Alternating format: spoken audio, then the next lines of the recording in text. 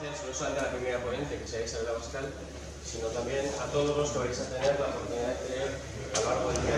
Fundamentalmente nos va a aportar la visión de todo lo que tiene que ver con la gestión de personal en una empresa. ¿Qué valores nos definen, nos diferencian respecto al resto de Pero el mundo del deporte es un mundo competitivo, creo que es la mayor... Muchísima falta porque al final van a ser ellos los propios protagonistas de su vida y en función de su esfuerzo y de lo que quieran conseguir, lo conseguirán. calidad profesional y personal.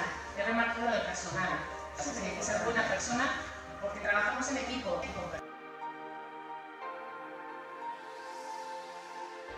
Salvo el de...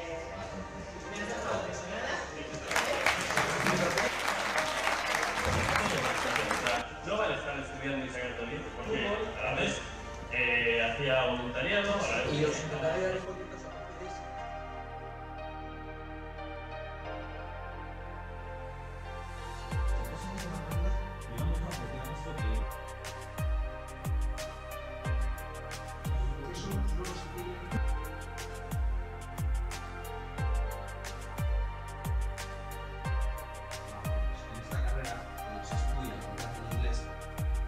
sigues aprendiendo. En un solo ámbito de la vida, pues una asignatura de las comunidades. Y el problema ya no es también hay lo que son las cosas del trabajo, que son, pues bueno, pasando de los 3-4 exámenes que tenemos que a las facultades o casi todas las universidades. los créditos y la próxima de créditos, y esta asignatura no la quiero hacer. Los conocimientos que tienen y empezar a teorizar.